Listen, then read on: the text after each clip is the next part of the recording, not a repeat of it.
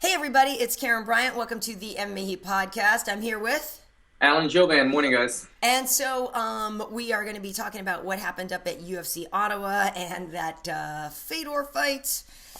But Alan, we're getting closer and closer and closer to your fight on July 7th. I know Nordine Taleb fell out of the fight, unfortunately, but you have a new opponent and you're still just as motivated, right? Yeah, absolutely. My Nordine fell out. He had, from what I heard, a groin tear. Okay. Or he was chicken. I mean, oh, One I'm of kidding. the two. I'm kidding. Serious injury or he punked out, but no.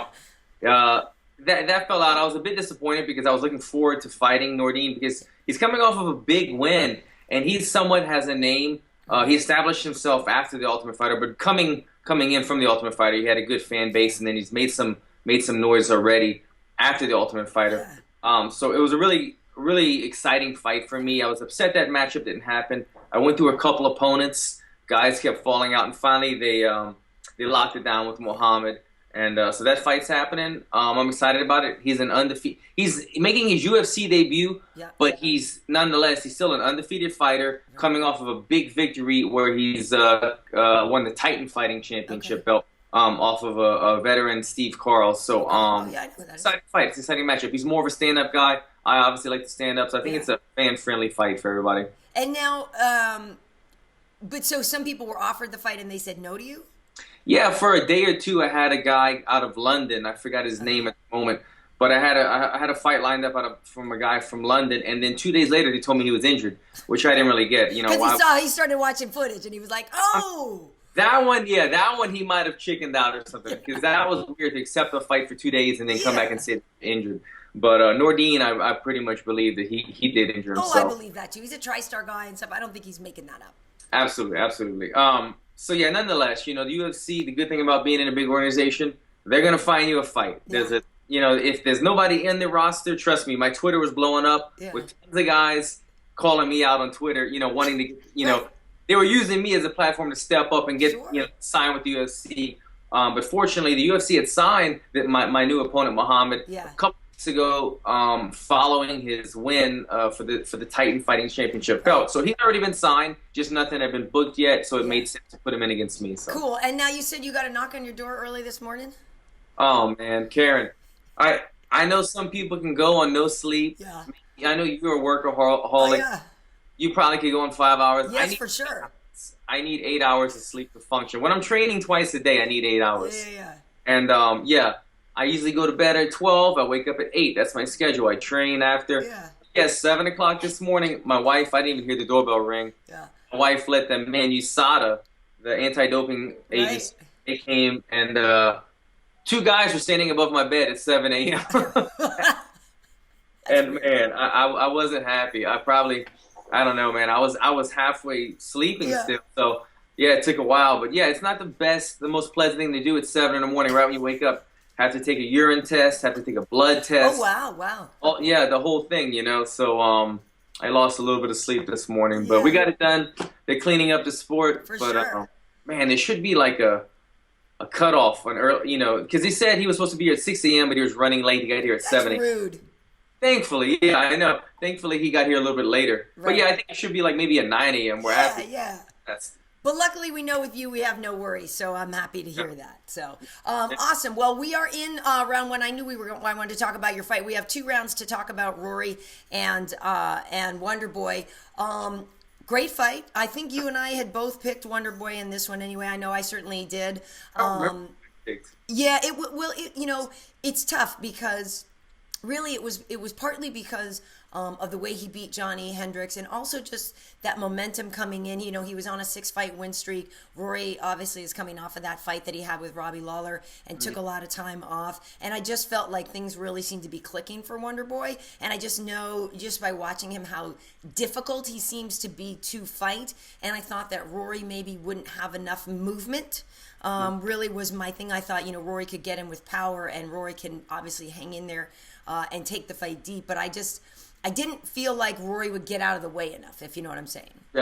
Yeah. Well, we've seen in his previous fights that Rory can take some damage.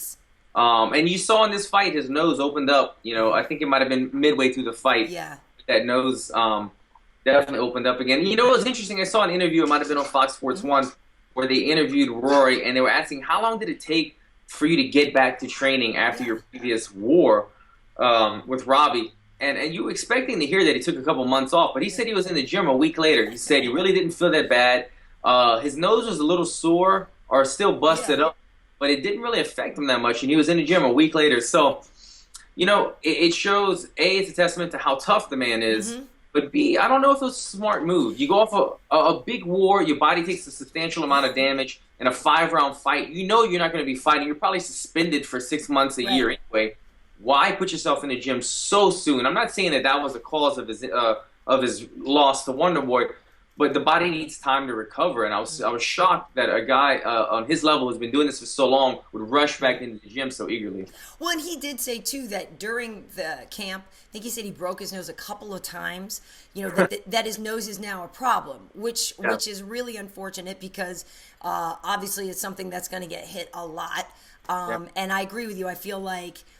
I mean, because he took, in a way, he took a lot of time, you know, because it was almost a year or whatever. But I agree. I don't know if I would have rushed right back into it. But all the things that he was saying before was like, oh, well, no, the fight with Robbie brought out the animal in me. And it reminded me, you know, about like that primal element of fighting. But then he said all that in the pre-fight and then didn't really deliver that in the fight. Now, I don't know if that's just because Wonderboy is so hard to get to. You know what I mean? Or if he got in there and he really was feeling ring rust. Because I know that, you know, just anybody that's fighting Rory, and I mean, Wonderboy and I had talked to Patrick Cote about it, and, you know, he went the distance with Steven, but he's like, yeah, it's just, you got to keep moving in the angle. It's all about the angles, and, you know, it's hard to get in there on him because he's got those long legs. He uses those legs like jabs. He's like, it's about the movement, and it's hard to get that timing down, you know, to get in there. And I just really didn't see that with Rory. I wanted to, and I thought there were some times when he looked like he was getting in there, and later I think it was like third or fourth round, I thought Rory did better, but then he just couldn't pull it off. Yeah. Well, to me, in my eyes, to go to what you were saying about Rory channeling that primal instinct, it was two different fights. He was in there against Robbie Lawler where he was in that bloody battle war, and you kind of flip a switch, and I know what he's talking about. You get into these battles, and sometimes you leave the octagon, and I feel like if I had to fight the next day, the day after I had just fought, I would know exactly what to do. I'd know how to channel that kind of like that warrior spirit and the momentum, the pace, you just kind of get used to that physicality and that kind of that old school gladiator type fight. And I think what he was doing is when he was doing these interviews, he was probably using that as a reference. He was channeling that memory, that feeling, and saying, this is what I need to do. I have this feeling, this thought. I'm going to go back to it. But when he got in there with Steven, it wasn't that bloody. He's not that kind of guy, right? It was a chess match. It was trying to find the angle, trying to catch him, trying to keep my hands up because you never know where the striking's coming. So he could never get his rhythm. He could never channel that primal instinct again.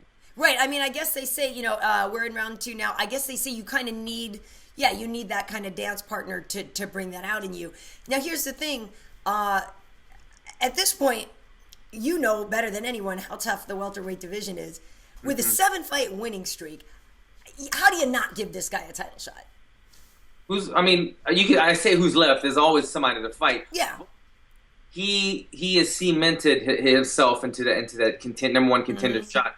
The way that he came off of his previous fight against Hendricks and the way that he just beat the number 2 guy in the world, Rory Maldonado, he absolutely deserves it. And he's a guy that, man, I'm really curious. Honestly, we didn't get into this yet, but I think that the Robbie Lawler fight and Tyron Woodley, I'm going, just jumping ahead, I'm going with Robbie on that fight. Okay. I think with Tyron with the layoff that he's had and the momentum that Robbie has, I don't think he'll be able to take out Robbie. And so with that said, if Robbie does get that win and the next fight is Robbie and Steve Thompson, that's an interesting fight, man. It's an interesting fight because I think to fight Steven, you have to get in his face and put it on him. And that's the type of guy that Robbie is. He's a brawler with technique. He's a technical brawler. So he does have somewhat of the recipe to beat Steven, but can he make that last for 5 rounds? I mean, he showed he's a 5-round guy. He's won 5 rounds numerous times. But it's a lot of work to stay in somebody's face the whole time. And I feel that the Lawler-Condit fight will show you a little bit about how it would be difficult for Robbie to get to Wonderboy. I mean, that was a really, really close fight. You know what I mean? And we always joke about fifth round Robbie. Fifth round Robbie beats anybody. But, yeah, I agree. I feel like before Robbie got a chance to get off, Wonderboy would be landing a bunch of points. Mm-hmm. You know what I mean? So... it's really tricky to me. And then some other people were like, well, what if you made Wonderboy fight Condit? I'm like, okay, my brain's going to explode a little bit there, but I don't think he has to. Do you know what I mean? I think Carlos got his chance. Obviously, we know Rory had 2 chances to fight Robbie Lawler, and now that he's lost to Wonderboy, shouldn't get the next one. Really, at the end of the day, I guess it would either be Carlos or Wonderboy. And since Carlos had his chance, I think Wonderboy, I think Damian Maia is incredible. But I think if you look at who Steven has beaten, and the way, I guess it's not like he like dismantled Rory, but by winning all, I mean, it was 50-45 on 2 of the cards. Yeah, so exactly. As much as I am a big Damian Maia fan, I feel like you got to give it to Wonderboy next. I mean, I just do. Damian Maia, I mean, he's the guy that could beat anyone in a division at any given time, but it's a business, and it's about entertaining fans, and they've got themselves a star in Wonderboy. Yeah. No, he's a good-looking guy. He speaks well. He's got a southern drawl, but he speaks well.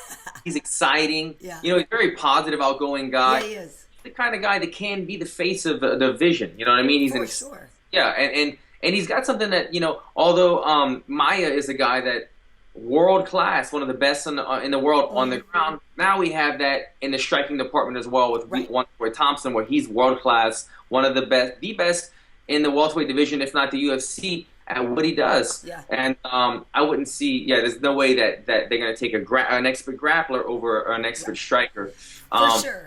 One thing I want to add, the thing that Stephen Thompson has this thing, I want to somewhat compare it to Anderson Silva. Yeah. So much, maybe it's intimidation, but he's not really a scary guy, Stephen Thompson. But what he does very well is when you get in the cage with him, he makes guys forget how good of a striker they are. Okay. He makes guys cover up and get so worried about where the shots are coming from that they're not in their game. They don't have any swagger about this. They convert to either very defensive posture or grapplers, and he's got that thing that Anderson Silva would do to people. You know what? You're right. You bring up. It's funny because now in hindsight I think about it and you can tell. Like when Steven, like he's sitting there and he's figuring it out, and then all of a sudden you see him get that comfort, and it's like when Anderson used to, give you a little bit of that hot sauce. You can definitely see a point in a fight where Steven gets comfortable, and then it's like the beginning of the end. And I agree. And what's tricky too is that he can switch stance and be so effective from both sides. And he is, literally, like, he's a guy who teaches kids classes, karate classes, like, every day, like, drives around and pick the kids up and everything, like, as much as I think, Robbie is an amazing representative as a champion as well because he's the definition of the gladiator. He even has it on his stomach. He's the definition of the don't F with me guy, which I think really a lot of people respond to. But a Wonderboy, like, you can invite Wonderboy over to dinner and people be like, you're a fighter? Like, you know what I mean? It's great. I mean, he came out to, like, I think his walkout song was like a Christian pop music. No, it's the Tenacious D Wonderboy song. Was that what? Okay, it sounded like some Christian music. It does. It's goofy, but it's the Tenacious D song. But he and Chris Weidman are now related. When we talk about super families and talk about super nice guys, Steven's brother married Chris's sister, and So like think about we're thinking about like next generation. If you get like Weidman's wrestling and Steven's striking together. But they're good dudes, and I think that Steven should get next. As we head into round 3, I want to talk about somebody else. Dude, people be crowding your division, yo. Yeah, oh my God. Cowboy Cerrone. And the thing is, when he came into to 170 before and he fought Alex Cowboy Oliveira, that was a good test for him, I suppose. The other Cowboy also used to fight at 155, so he's moving up, and you don't really feel like he was getting tested against a true 170. With Patrick Cote, he certainly was. He used to fight at 205, he used to fight at 185. He's a bigger guy coming down. He's been successful at welterweight. I think he was 4-1 at welterweight, only losing to Wonderboy. And so I expected Cowboy to have a little bit more to contend with there with the power and the it's hard to get rid of Patrick Cote. He'd never been finished. And then all of a sudden Cowboy comes in. I'm like, who's this guy? Like, he looked just fantastic. He looked like the Cowboy that we've seen when all cylinders are firing. But, like, to see him up at this bigger weight and do that to Cote, which nobody's ever done, I was really impressed. Really impressed. Yeah. I couldn't figure out the whole fight. Was Cote fighting slower? Did he look slow, or did Cowboy look that sharp? I think Cowboy looked great. Yeah. Personally. But I do think Cote had a harder time getting to Cowboy than maybe he expected. Yeah. I saw right in the beginning of the match, Cote landed an overhand. Yeah. It was kind of a glancing blow, but he found his range right away. And I thought, okay, wow, he found his range within 10 seconds with the overhand. Could be a tough night for Cowboy. Right. But right away, man, Cowboy found his groove, found his rhythm. He's always been speaking about how he's a slow starter. Mm-hmm. I could attest to that. I'm a slow starter at times, too. He's been working on that, going into the cage early with his coach, Six Guns Gibson, and trying to kind of get it going earlier. Right. He said he was kind of a slow starter on this fight too, but like I said, he responded well right away. As soon as he got touched, he went into that rhythm, and he really impressed me. I didn't pick him in this fight. Neither did I. I had Cote. Cote was really making some noise in the welterweight division again, beating some top guys. I saw Cowboy at the Glory fights about a month ago, came and spoke to me, and I mentioned, man, you got a tough one coming up, and he was just typical Cowboy. He's like, oh yeah, they're all tough, I love him. He kind of just really blew it off, he walked away, and I remember kind of thinking, I don't know, man, he's stepping up now. He's fighting like top 15 type guys. This isn't the other Cowboy that he fought. Right. But man, I mean, he really looks great at welterweight. It's surprising. Yeah, and it's funny because I do, he's such a unique character. You gotta love him, like you do, that whole anytime, any place, anywhere. But one thing he did say, and I'm wondering if you believe him on this. He said he stopped caring about the title, and before, when he fought RDA, he was saying before the fight, I don't really care, and I'll put the belt, and we were joking he's gonna make a hood ornament out of it or whatever. And I don't know if that was like a preemptive defense thing, like I'm gonna pretend I don't care about this so much in case I don't get it. Do you know what I mean? I don't know. How people kind of play games with themselves. So I don't know if he was being genuine or not. But now, since that's in the rearview mirror and he didn't win it, he really has said, like, I don't care now. I just want to fight and have fun. And maybe he is liberated by that. Do you know what I mean? Maybe in this kind of fight where there's really nothing on the line other than, your bank account or whatever, maybe that is what he needs, to just be liberated from that goal of a title. But in your mind, I believe that's why you're here, is to ultimately get there, or maybe not.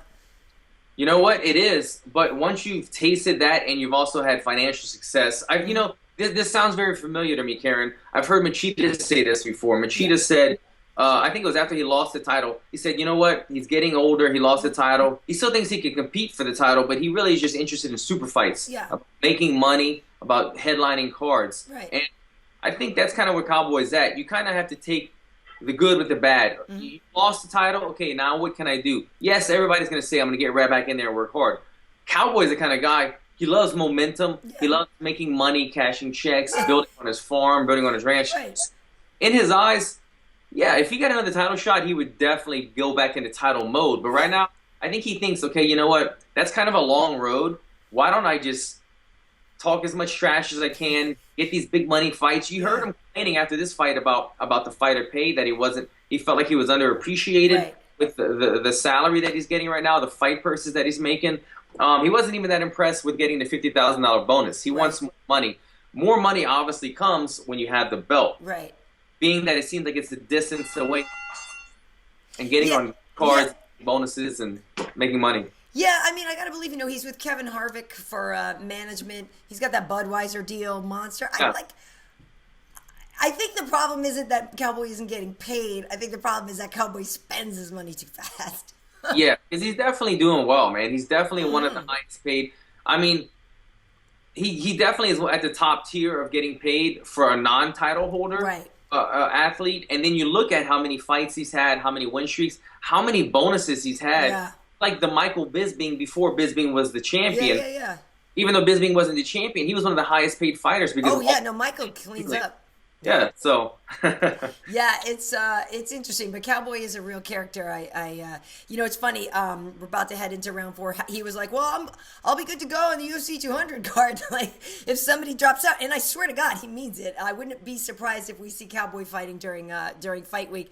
As we kick into round 4 here, I want to talk to you about the Joanne Calderwood, Valerie Letourneau fight. This one, I know, unfortunately for some people, when we switched over to being on FS1, the car race was still going because there'd been an accident. And so we're all like in the studio, like bugging out. It was a good fight. JoJo looked fantastic, I thought, you know, and this was at 125 pounds. To be honest with you, I thought Valerie would do better against her. But, you know, Joanne really turned it up. And I know you probably didn't get to see all of it, right? So you only saw, like, the last round and a half? yeah, I saw exactly about the last. I came in second round. The trucks, man, I felt like they kept crashing and crashing. I was like, would you guys stop freaking crashing so we can watch the fights? I had people over here and we're watching truck racing. Yeah, I know, it sucks. It sucks. But yeah, when it did pick up, I caught the second half of the fight, and yeah, JoJo looked good, man. The boob shot that they stopped. You know what? I had a bunch of guys over here. Maybe you know, you can get a bunch of guys together. Maybe they get a little perverted. So we wanted to see if it was actually a boob shot or was it a nip slip. Right. You know, and I think it was. I don't know. You probably had the skinny on this, but it looked to me like she was more worried about a nip slip, like her boob started coming out because the heel got caught on the sports, and that's really what she was concerned about, rather than getting hit too hard. I don't know. I think it was both, actually. I think what happened was one time JoJo did a kick and like you said, her heel got caught, and so one time it was a slip. And then one time, I believe it was literally due to the strike. Like, it's incredibly painful. And no, I know you can't turn away and run, you know, and it also looked like her ribs were starting to get damaged. So I think there was a couple of frustrations with the top, and then there was the pain of the shot. I mean, I used to be a goalie when I played soccer. I played a few different positions, but for a time I was a goalie. And, you know, I've never really been punched there, but I have taken... I don't want to get in these words. I've taken a ball to the chest, and so now we have fun with that. People are going to take that and do with it what they will. But no, it's incredibly painful. Like a soccer ball, you know, it's kind of firm, coming at a very high velocity. It's incredibly painful. So I can only imagine one of JoJo's kicks, like dead on, how much that would hurt. It is frustrating that the top is still an issue, and I don't know, you know, girls can't really go out there in a rash guard. I don't know if you got to tape them down, double up. I don't know, but that would be incredibly frustrating for me to be in a fight and get pulled out of my momentum because my top was coming down. That said, I thought JoJo looked terrific, and maybe it was because it was at 125 pounds. You know, the backstory on this, people are saying, oh, is there going to be a division? There really probably isn't yet, as much as I personally would like it, and I know a lot of girls would. When they had initially contracted JoJo or contacted her, you know, she was going through a lot of private, personal problems. She used to be with her boyfriend was her trainer at the gym in Scotland. Long story short, you know, they broke up. She was going through some things, and she said she put on a lot of weight because of personal issues. And so basically it was that she wasn't really going to be able to get to 115. And so then they found out that they could maybe make it a catch weight. You know, Valerie agreed, and they both fought at a weight they're much happier at anyway. I think Valerie, you know, has said going to 115, she feels like she's going to die. So I was happy that we got a great performance because I felt like the women were felt better. Do you know what I mean? Yeah. But JoJo looked terrific. I know, you know, we talked about slow starters before. She's been slow before, but so I don't know if it was just everything coming together, her switching to TriStar, her feeling better at her weight, her just new outlook, but I thought she was awesome. Yeah, she looked good, man. She was going to those spinning back fists. She kept repeatedly going after it. Elbow. The elbow. Spinning elbow, fist. And it looked like the beginning of the demise, the beginning of the end was that body shot. She kind of teeped her in the body, and it was on the opposite side, so it wasn't the liver. I guess it would be the spleen. Right. But she caught her there, and it hurt her. And she followed up with like a knee to the butt and the back fist. Yes. And it was kind of dope, though. It was funny, like, you know, she like kneed her in the ass and everything. But it was just relentless attacking, even if it was kicking somebody in the butt or spinning back fist off of the cage. Right. She looked good. She looked strong, and like you said, maybe the weight had something to do with it. Maybe it's a new training. Yeah. But as long as both girls are mutually happy, saying, look, you know what? If we don't have to cut weight and we'll meet here, then why not? You know what I mean? They were happy with it. They accepted the fight. Yeah, and I feel like there's enough small 35ers and bigger 15ers, but you know, according to Sean Shelby, they just can't really do it yet. But I do hope that we get to see some of these other people fighting at that weight class, because I feel like it was it just made the performances better. Before we get to round 5, in the meantime, between rounds here, was there any other standout fight for you in Ottawa? Well, just to add to this last thing we talked about with Sean Shelby and then possible weight division, I think there are enough, like you said, big 115s and small 35s, the 25 division. But I think it would be such a shallow division that right away everyone would be ranked. Right. So it'd be like, okay, they're ranked even though whatever their record is. Exactly. And as well, I've heard before from Sean Shelby that Sean Shelby only gets, on a typical fight card in the UFC, there's 10 to 12 fights. Right. Sean Shelby only gets 4 of those, where Joe Silva gets the rest, the other 8 or 10 or whatever. Right. So with only getting 4 fights, and he's got all the small men divisions and then 2 women divisions, adding a 3rd women's division, there wouldn't be enough fights for him to place it. When there's normally only maybe 2 girl fights on a card anyway. Right. So I think that's part of the issue. Maybe they'll add fights to a card later on or something. No, it is definitely part of the issue, which is why when we get like International Fight Week and we get those 3 fights in a row, it's helpful because there's just not enough. There's just not enough room for everybody to get fights. And to your point about people getting ranked, that's the whole thing. Is people are like, well, the bantamweight division itself is still shallow because, and I didn't look this morning, but even after going 1-4, Jessica I was still ranked number 10 or something. And so, that speaks to the fact that if you don't have the depth, maybe rankings won't really mean anything then. And you don't want to, if the top 15ers are bigger girls that could go to 25, why would they leave when they're getting closer to a shot here? It's a lot of mathematics. As we are in round 5, though, the other thing that happened this weekend, Fedor on the, what was it? It was like an 8.5-hour show, EFN show. What'd you think? I had blanked on it. A buddy of mine, he's like my chiropractor, he texted me. He goes, "Are you watching this fight?" And I said, "No." He goes, "It's on right now." Fight Pass. Fight past it. I caught the last round, and I went back and watched it later. But a lot of crap happened in the early round. But just that was the whole fight. The last round, they were all just a brawl. Is what I'm getting at. They were standing toe to toe. Fedor obviously was knocked out in the first round. Came back and it was just, they were just taking each other's heads off. Fedor, he's still got the Fedor in him, but it's not a level 10 anymore. It's a level 7. And if you're going to compete with the elite, he's not going to be able to compete with the elite.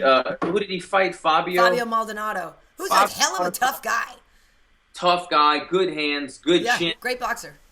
But in the UFC, Fabio Maldonado was getting mopped up by the elite. When he fought the really good guys. Yeah, he fought Glover. He fought, and if Fedor is going to be an elite, he didn't look that way in this fight, obviously. Yeah, when Fabio lost to Stipe, that was expected because it was short notice and he was up, big weight class but Stipe's jumping. Rampage but Fabio, to his credit, is so tough. That first round. I'm pretty sure the fight should have probably been stopped, but, after people have waited 8 hours and you're in Russia and it's Fedor, they're not going to stop it. And then somebody was telling me the other thing that the referee is appointed by some federation or whatever that Fedor is the head of. And so, I'm just guessing that there was a meeting beforehand that said, "Don't you ever stop this fight until I'm dead." Like, boss, get up, boss, come on. Yeah, exactly.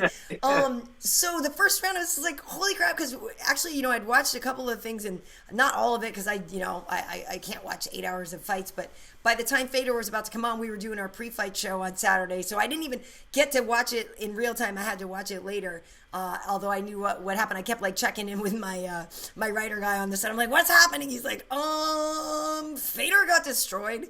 And then when I watched it, it was crazy. But what I loved the most was the announcer. I forget it. I think it was the second round. He says, so hard to fight for Fedor, so unexpectedly hard. Yeah, the commentary was. Yeah, the commentary was gold, right? And so, but then I'm thinking, okay, yeah, so like, did they, again, was Fabio not supposed to be that good? Like, when they scouted him, did they think he was not going to be that good? Did they ask him not to be that good? Like, do you know what I mean? Like, it was a little strange the way that the commentator was talking about stuff. Yeah, I feel like they did underestimate him, but when you look at it on paper, they probably thought, okay, Fabio, he stands in the pocket, he takes punches, and he's really a 205er fighting a bigger Fedor. Right. So Fedor's going to knock him out. Right. And then Fedor came in, and Fedor was putting the hurting on him. Yeah. He was hurting him a lot. But he definitely did, yeah. Yeah, he took his knots for sure, Fabio. But when Fedor rushed in, and Fabio placed a nice little short right hand, and it just put Fedor out, man. And he was on an easy streak for quite a while before he regained his too. But you know, the one thing I was interested in was, and man, did you see Fedor's face after? Yes. Minutes after the final interview, he could barely even recognize it. He could barely open his eyes. Bad. He was banged up, but Fabio did not seem too upset with the decision. Right. And I wonder if either A, he was brought there to lose. Right. B, he probably, I'm assuming, he got paid a flat rate. Win or lose, like, this is how much he's going to get paid. And so he was like, whatever. He probably knew that, you know what, I kind of beat Fedor. I'm in his own country. I'm not expected to win, but I'm still going home with the same amount of money either way, because he wasn't upset with the decision. Well, and if anything, his stock just went up. Like, it didn't matter because, like I said, you know, he's on the tail end of his career. If anything, that's a fight that you go out on. You're like, see, I was still a badass all the way up to the very end, you know? And it's funny because I was in Brazil one time, and he, I think it was right after he and Glover had fought, and we were, you know, like in the arena, and like he and Glover were still like hugging it out, and everybody there loves Fabio. Like he's a well-regarded guy, you know. He's really sweet, and I think that like for him, it was kind of a win-win, even in loss. Yeah. I think it was good for him. Now, my question to you, I know we're going over the round a little bit, but do you think the UFC should sign Fedor? Because at this point, you know, when you see he is beatable, you know, we knew that before, you know, with Fabricio and Bigfoot and Dan.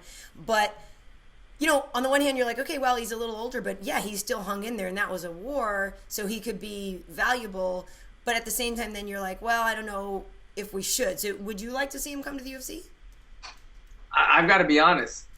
The fan in me, if Fedor is fighting, I'm watching. So fun. I've been to a couple of his fights. It's friggin' awesome. I'm going to watch. I'm going to be tuned in. They're going to sell tickets or pay-per-views or whatever. Yeah. But should he be fighting? What is he, 39? He's getting up there. He's almost 40 now. Yeah. You know what I question? I really question after this fight when he went home to his family or whatever, looked at himself in the mirror, did he say, do I still want to do this, man? I'm almost 40. I'm financially taken care of. I took a long time off. I enjoyed my life. I came back to do this easy fight, I guess he thought it was. Right. And he's still, today, probably feeling the repercussions. Yes. He's probably black-eyed. Who knows what. You know, you get to a point when you kind of the same thing. I'm still questioning George St. Pierre on the same thing. Once you take time off and you realize, man, it's kind of nice not to get punched in the face. Yes. That fire lit a little bit, but you don't need the money. You've already cemented your legacy. Right. You come back and get punched in the face. Do I want to continue doing that? So I'll be curious to see if Fedor pursues going to the UFC after this fight, after taking a beating like this. And I'm still. The word's still not out on George St. Pierre. I know he just confirmed that he wants to come back, but I'll be curious to see it. I'll be curious to see who he picks. Yeah, I will too. I guess there was talking to Mike Bisping had said that they had reached out to him for a GSP Bisping fight. Yeah, I don't know. Again, same for me. The fan in me, you know, misses GSP, but I also feel like, yeah, you proved your point. Like, you don't have nothing to prove. You got nothing to prove. You know, just be that badass that comes and sits cage side, and we all get to say, hey, there he is, GSP. You know, so, yeah. So I'm cool with that. Well, listen, what? Oh, yeah. Do you know, it'll be interesting to see do you believe if the UFC has been sold? I know we're going a little long here. Do you believe it or not? I don't know what to believe until MMA Heat or Karyn Bryant confirm. I don't believe it.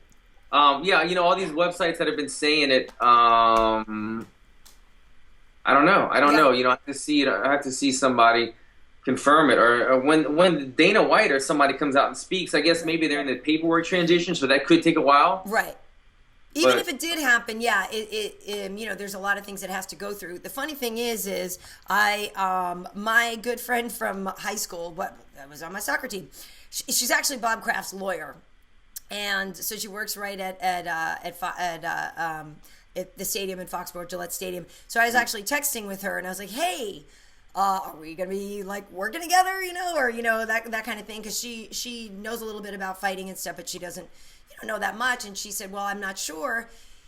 And I said, yeah, well, they supposedly, the rumors are that the Kraft Group is part of the people that have bought this. And she actually didn't even know for sure. And she said, well, I knew they made a bid. And she's a lawyer too, so I'm not sure how much, she could say or not say. But she said, well, I knew they made a bid, but I didn't know it got accepted.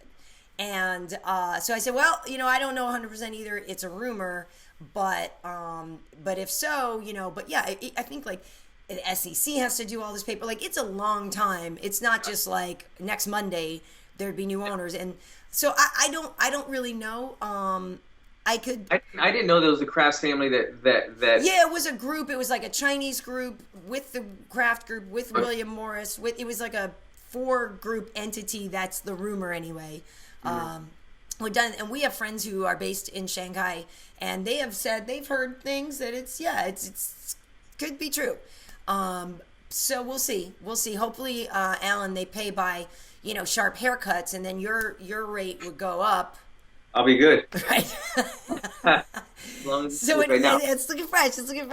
Yeah, no. When I first heard the news, my initial reaction, to be honest, Karyn, I was a bit worried. You never know, like. The UFC has been the way it was for a long time, and I've been a fan for a long time, and now I've been a part of the company, right. And I'm used to it. I mean, it needs some changes here and there. Some things could be fixed, but it worried me. You don't know if it's going to be sold to some Chinese group, right. Financial group or something, right. And what changes are they going to make? This is our career, so I was a bit worried. I'm kind of optimistic hearing that it possibly could be the Kraft family. Right. That's kind of encouraging. They do good things with the Patriots. So yeah, we'll see. But that's news to me. I didn't even know that. Yeah, we'll see what happens. So listen, Alan, we obviously going out for fight week. When do you leave? How? So this is I'm guessing your last hard week, right, of training.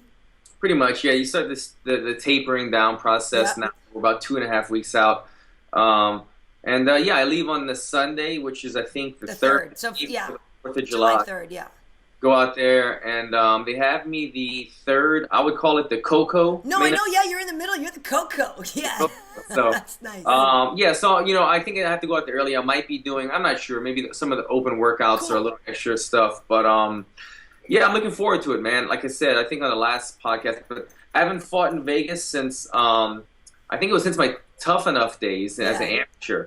So it's been a while since I've fought in Vegas. I haven't fought in Vegas since I've been in the UFC. Right. So I'm looking forward to it, man. I want to go and make a big splash. Same thing, same mindset that I had in the last fight when I went to Australia and fought Brendan O'Reilly. Go out there and take advantage of an opportunity and get some highlights and get some bonuses, and then ride the momentum. I'm excited. Well, we will get there. What you got something? This just in.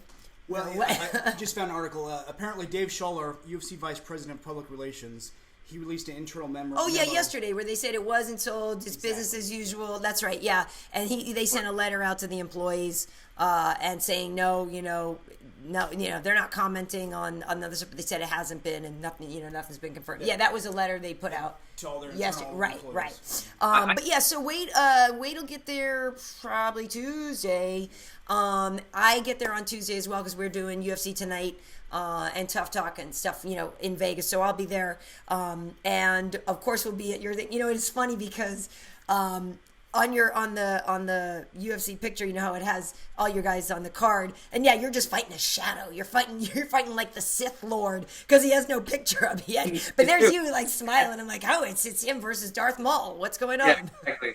I know. None of his stats, none of anything is there. But you said since he was in Titan, you've been able to see some footage though, yeah?